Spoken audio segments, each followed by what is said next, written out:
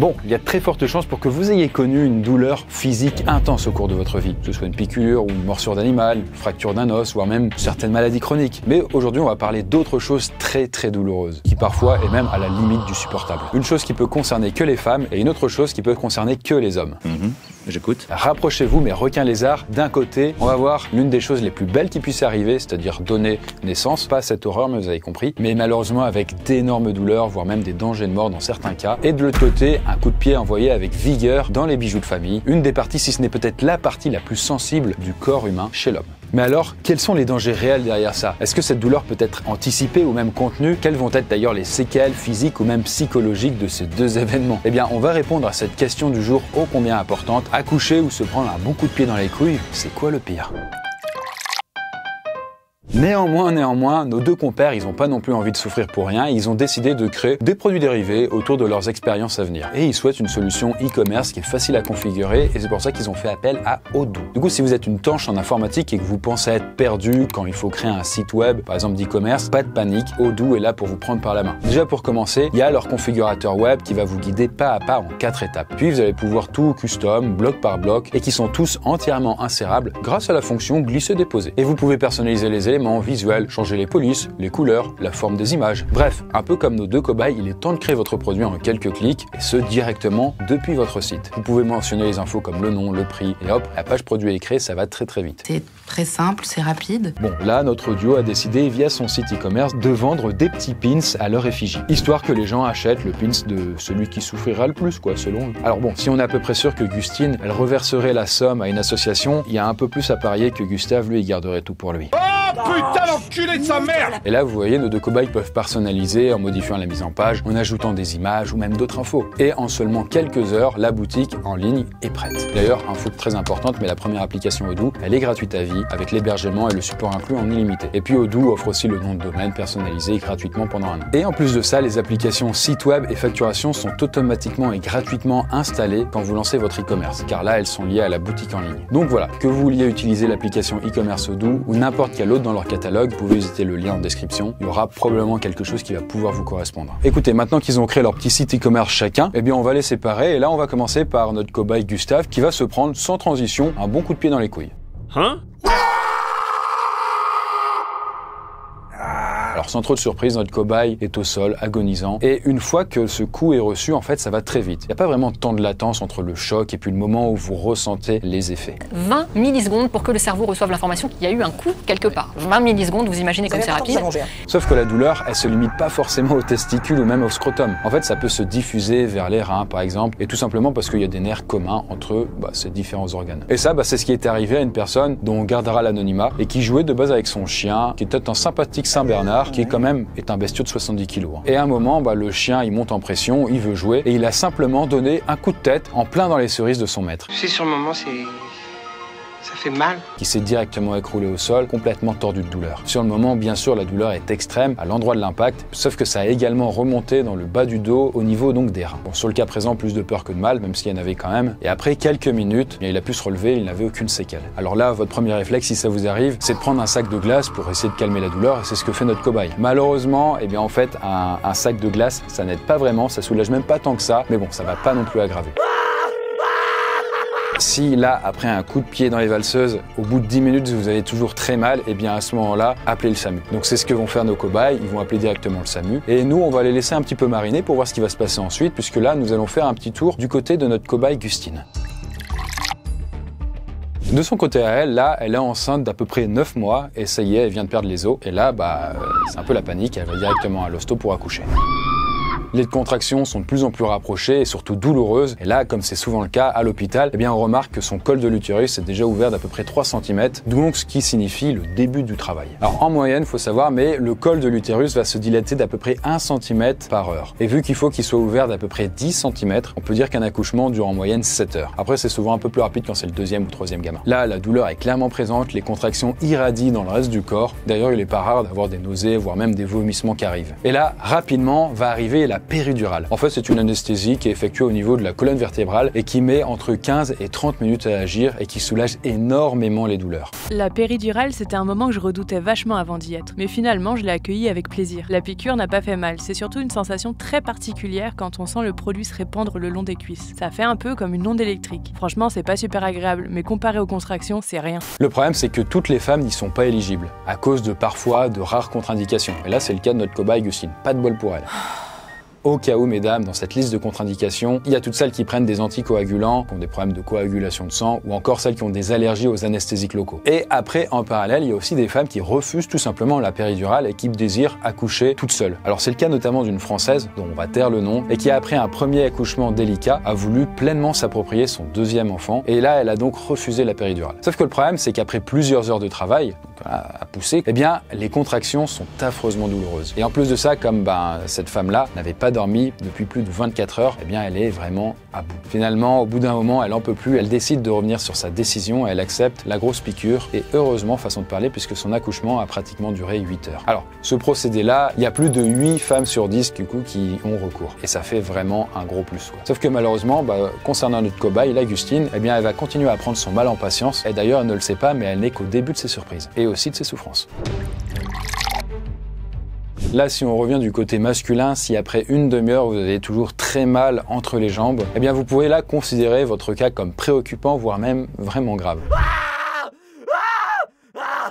Mais alors justement, pourquoi ça fait si mal à coups de pied dans les couilles? Alors déjà parce que en fait vos bijoux de famille sont hors de votre corps. En fait, ils sont vraiment une pendouille quoi. Ils sont à peine protégés par votre scrotum. Et en plus de ça, lors d'un coup dedans, le fait que les testicules remontent, ça accroît la douleur parce que ça vient les écraser directement contre les os de votre bassin. Et aussi, et là surtout, la partie est remplie de nerfs et c'est très sensible et ça va rendre la douleur à la limite du supportable. Et enfin, pour refermer cette parenthèse anatomique, ce type de douleur peut également se faire en sens inverse. En fait, si vous êtes atteint de calculs rénaux, c'est-à-dire des petits cailloux en fait dans vos reins, ça fait très mal, ou encore même de coliques néphrétiques, là aussi c'est pas beau, eh bien il n'est pas anormal en vrai d'avoir mal aux bourses par ricochet, parce que tout ça est relié. Est-ce que peut-être il y a certains types d'hommes qui pourraient être complètement insensibilisés à ce genre de coups? Ils pourraient se prendre des coups dans les valseuses, ça ne leur ferait rien du tout. Eh bien en vrai oui, c'est possible, mais c'est rare. C'est par exemple le cas de Kirby Roy, qui est un spécialiste des arts martiaux, qui a eu une bonne idée, se prendre un violent coup directement dans les testicules de la part d'un combattant de MMA. Et justement voilà ce que ça donne en vidéo.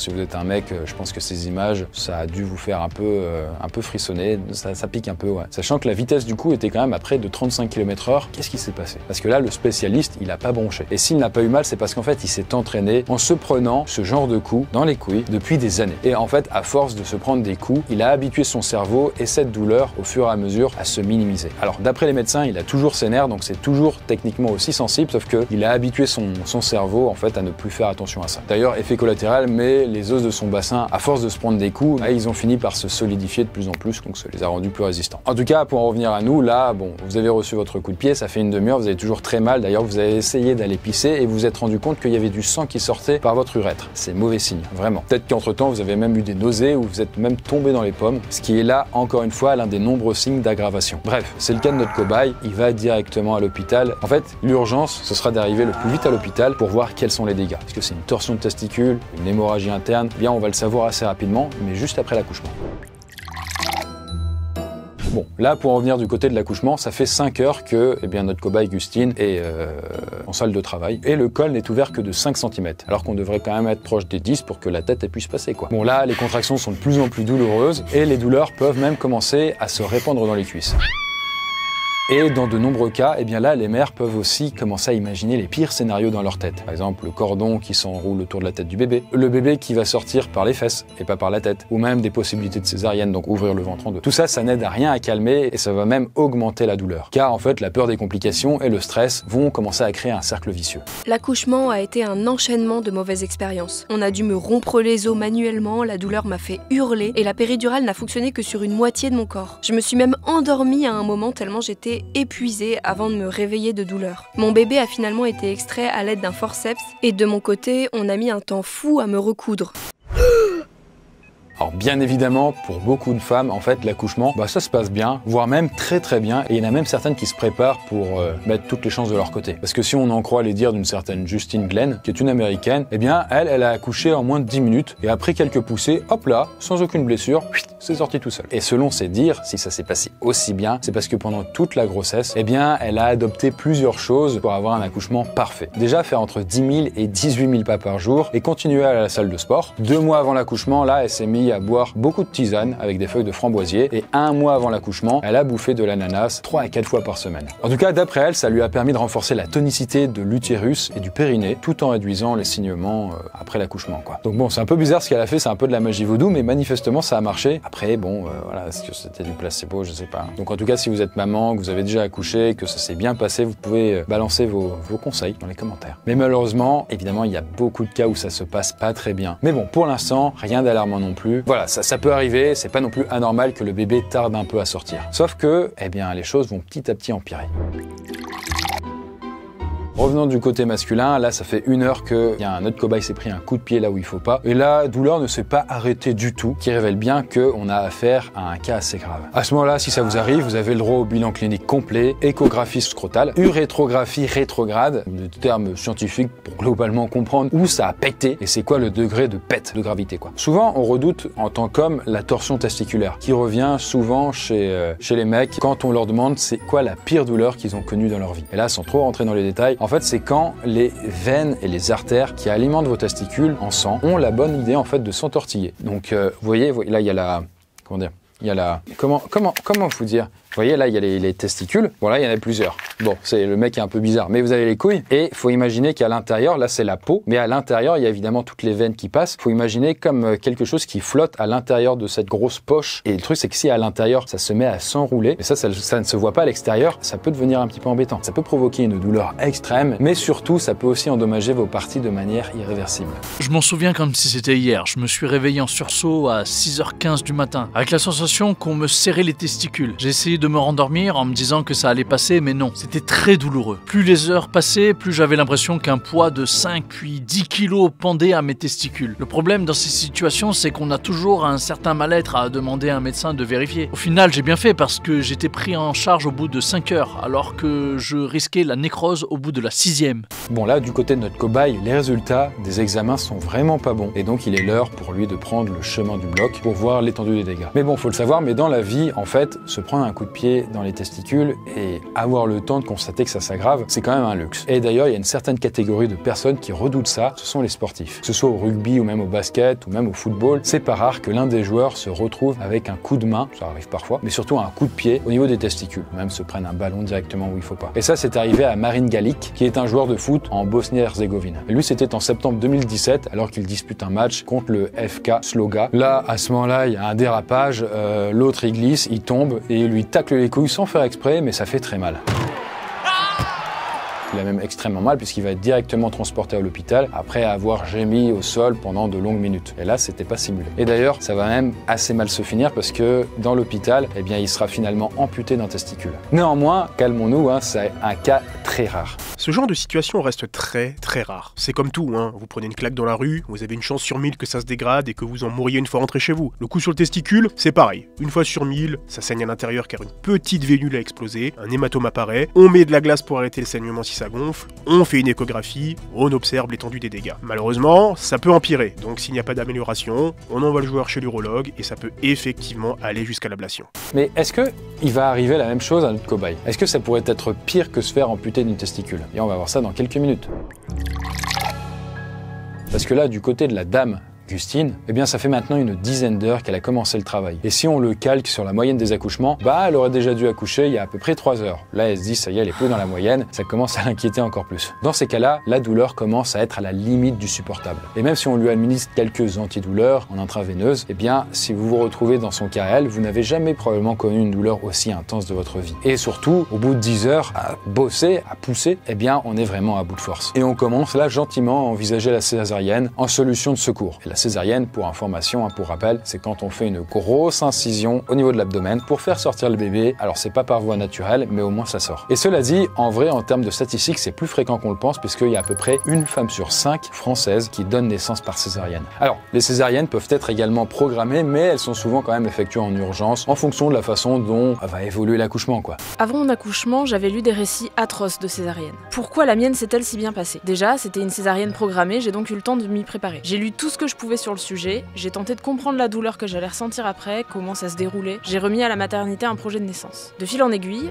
j'ai accepté cette manière d'accoucher, si loin de ce que je voulais au départ. Rien à voir avec une césarienne en urgence, sans préparation, qui peut laisser des séquelles psychologiques et physiques importantes. Mais en parallèle de tout ça, il y a aussi beaucoup de mamans qui vont se heurter à une autre difficulté, et c'est le fait d'accoucher toute seule. Si elle n'est pas toute seule, elle est à l'hôpital et tout, c'est juste qu'il n'y a pas la présence de son mari. Son copain est actuellement à l'hôpital puisqu'il s'est pris un coup de pied dans les couilles.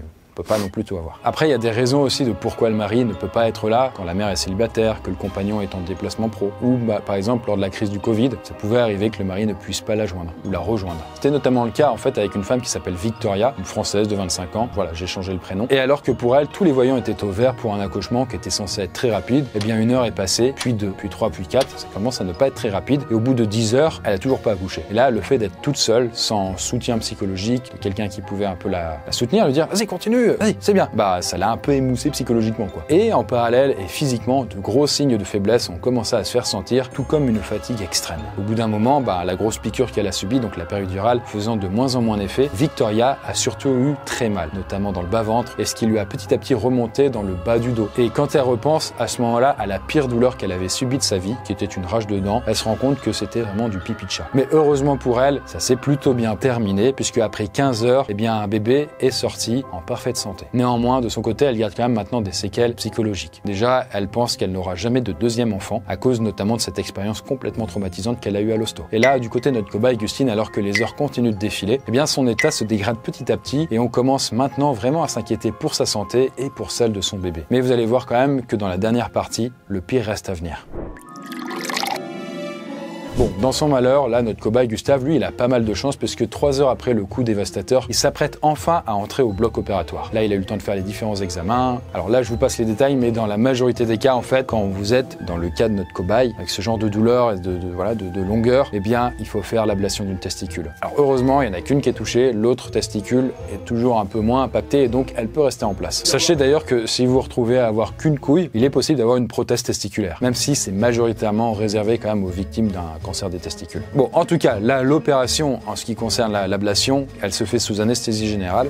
Vous ne sentez rien, c'est donc pas douloureux. Sauf que quand vous vous réveillez, il peut y avoir des gênes ou des petites douleurs par la suite. Mais c'est ce qu'on pourrait appeler, de la part des chirurgiens, une opération de routine. Voilà, ils sont assez habitués à ce genre d'intervention. Et donc, tout va bien se passer pour notre cobaye. Il est en bonne garde. Et donc, si vous en arrivez à être dans le cas de notre cobaye, vous allez vous faire administrer du paracétamol, du tramadol ou bien des dérivés de la morphine. Pour bien vous shooter, vous calmer aussi. Mais ça, c'est post-opération quand vous vous réveillez. Donc, globalement, des antidouleurs et puis des anti-inflammatoires. Ok. Bon, finalement, vous restez quelques jours grand max à l'hôpital et puis vous pourrez rentrer à la maison. Et puis 10 à 15 jours après l'opération et avoir pris bien soin de changer son pansement régulièrement, eh bien, on peut se faire retirer les points de suture. En tout cas, bon là, notre cobaye Gustave, même s'il a vu pire, ça vous pouvez être sûr, il va quand même mettre du temps à s'en remettre, surtout psychologiquement. L'ablation testiculaire est bien tolérée sur le plan physique, mais peut être mal acceptée sur le plan psychologique, avec la perte d'un organe masculinisant et virilisant. La mise en place d'une prothèse peut aider à accepter l'ablation d'un testicule. Par ailleurs, en cas de cancer, un soutien psychologique peut être proposé par l'urologue ou l'oncologue suivant le patient pour sa pathologie. Bon, du coup, vous l'aurez quand même compris, mais c'est quand même rare de mourir d'un coup dans les couilles. Mais c'est pas impossible, puisque du coup, on est là pour trouver le pire. C'est par exemple le cas d'un jeune homme d'une vingtaine d'années qui était grièvement blessé au niveau des testicules suite à un accident de vélo. Et si dans un premier temps, il n'y avait pas de trucs graves à signaler, il a commencé à avoir d'énormes poussées de fièvre et puis des douleurs intenses au niveau du scrotum. Et malheureusement, quelques temps plus tard, il finit par décéder suite à un syndrome de réponse inflammatoire systémique. C'est un terme un peu barbare, mais c'était suite à son accident de vélo. Ça s'est mal passé, quoi. Et dans un cas un peu plus récent qui s'est passé il y a quelques années en France, eh bien là, il y a eu une bagarre qui a éclaté entre deux hommes et l'un d'eux se défend en chopant les testicules de celui d'en face et en les tordant visiblement beaucoup trop fort. Finalement, l'homme qui s'est fait tordre les couilles va en mourir. Après autopsie sur le corps, les légistes ont en effet remarqué que les parties intimes de l'homme avaient éclaté et que le pauvre s'était ensuite vidé de son sang avant de finalement décéder. C'était vraiment le pire des cas qu'on peut imaginer par rapport à ce genre de problème avec les testicules. Donc détendez-vous. T'es tendu comme une crampe. Et si vous vous posez la question, en tout cas avec une testicule, est-ce qu'on peut vivre normalement? Alors complètement, on peut même avoir des enfants, on peut avoir une vie sexuelle tout à fait classique. Venons-en pour terminer du côté de l'accouchement. Parce que du côté de Gustine, là, les choses ne prennent pas la même tournure. Il se trouve que 24 heures après le début de ses souffrances, eh bien, elle n'a pas encore vu le bout. Et là, vous dites, mais 24 heures sur une salle d'accouchement, est-ce que c'est possible? Alors 24 heures, c'est pas fréquent, mais ça peut arriver plus qu'on ne le pense. En tout cas, là, à bout de force, là, notre cobaye pousse une dernière fois et avec le peu d'énergie qu'elle lui reste, elle peut enfin donner naissance à son bébé. Et le bébé sort d'ailleurs complètement inconscient. Bon, là, le bébé est directement envoyé en soins intensifs, où heureusement, il va être pris en charge suffisamment rapidement pour s'en sortir. Mais là, en parallèle, après une journée de travail, eh bien, notre pauvre Gustine fait une grave hémorragie. Les médecins ne parviennent pas à stopper ça et elle finit par décéder en ayant perdu beaucoup trop de sang.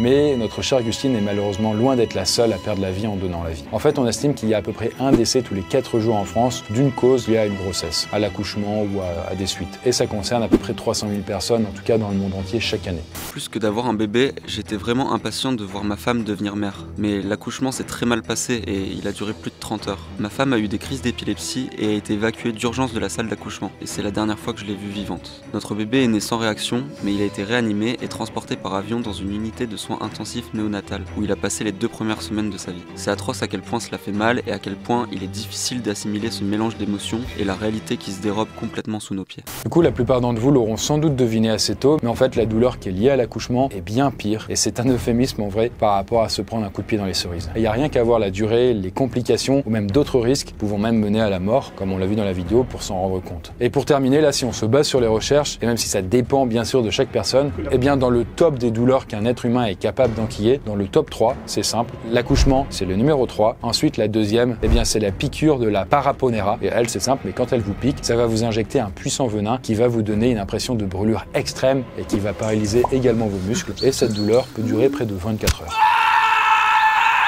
D'ailleurs, si ça vous intéresse, j'ai un ami qui s'appelle Ulysse Lubin qui s'était amusé, on va dire, à se prendre une piqûre de fourmi balle de fusil. Et enfin, le numéro 1 en termes de douleur qu'on puisse ressentir, eh bien, il s'agit du syndrome douloureux régional complexe, qu'on appelle communément SDRC. Et en fait, les personnes qui souffrent de ça, qui sont à peu près 60 000 en France, ressentent des douleurs continues, comme des brûlures pendant plusieurs mois, suite à des blessures ou même des opérations chirurgicales. Et bien voilà pour cette vidéo, j'espère que ça vous a intéressé. Et oui, du coup, Gustave, il lui en reste qu'une. Mais vous inquiétez pas pour Gustine, elle reviendra de plus belle, on sait pas quand, mais elle reviendra. Sur ce, eh bien moi je vous souhaite une bonne journée et je vous dis à la prochaine vidéo.